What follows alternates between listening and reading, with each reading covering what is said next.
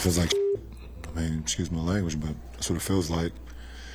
You know, I came in with the mindset, understanding it was a playoff type, it was gonna be playoff type atmosphere, playoff implications and things of that nature. So, you know, I knew that from the jump. We also got a lot of guys on our ball club that haven't played in playoff games as well. That plays a lot of big minutes for us. You know, it feels like a wasted opportunity, obviously, for myself and for our team, and we weren't able to get it done. Listen to this.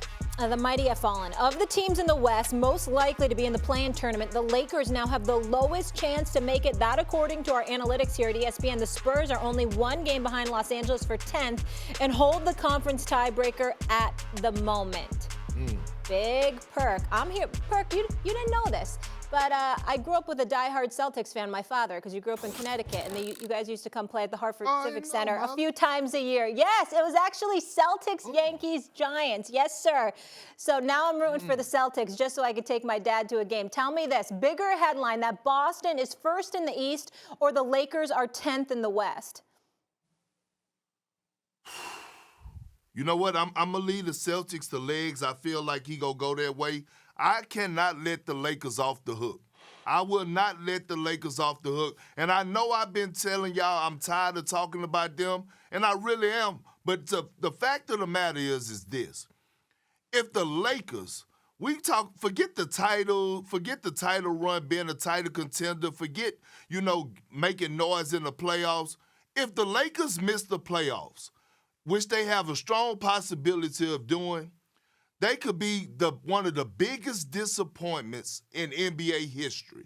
Period. It's no way around it. We're not talking about them making a run. We're actually talking about them missing the playoffs. With the addition of the play-in tournament, if they can't get into the play-in tournament, make the playoffs, I don't want to hear nothing. I want to give the Celtics all the credit in the world, but I refuse to let the Lakers off the hook. Not with this team, how it was assembled in the offseason, all the future Hall of Famers that came together, LeBron, Melo, Russ, and all this, and all the jibber-jab, keep the same energy about these old heads when the season turn around. I don't want to hear nothing. If the Lakers don't make the playoffs, it will be one of the biggest disappointments in NBA history, period.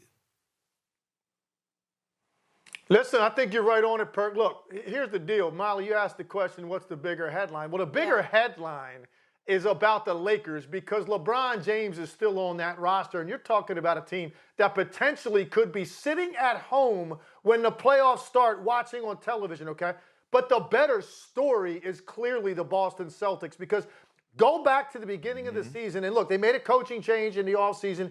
Ime Udoka came in, and a lot of people believed that he was going to be a rising star in this profession. But we didn't know that, 2 months in. You were still looking at this team saying, I see a lot of the same things that I saw the last couple of years when I felt like they were ISO dominant.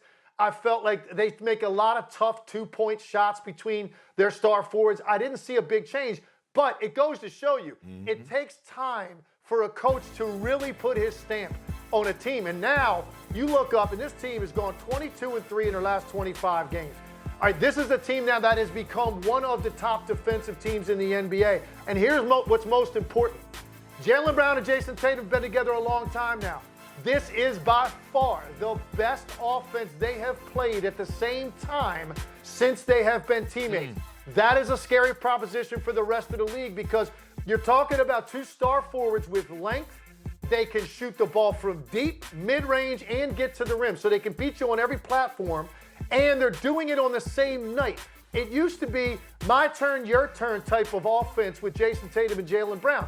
Now it's pretty much every night. You can dial in 50 on a bad night, 70 on a good night for these 2 players. And then what's most important for me, what about the supporting cast? They're getting great defensive protection from Robert Williams, who's finishing everything. They're getting great guard play off the bench with Derek White and Peyton Pritchard. Tice was a great addition to bring back to Boston where he's been most comfortable. Al Horford, a veteran voice in the leadership. You know what you're getting with Marcus Smart every night. So now you look at them, and it's primarily because the efficiency of Tatum and Brown has gone to a different place than it ever was before.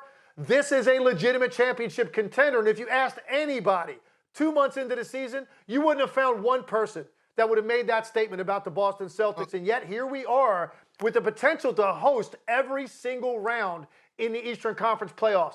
Unthinkable even 2 months ago.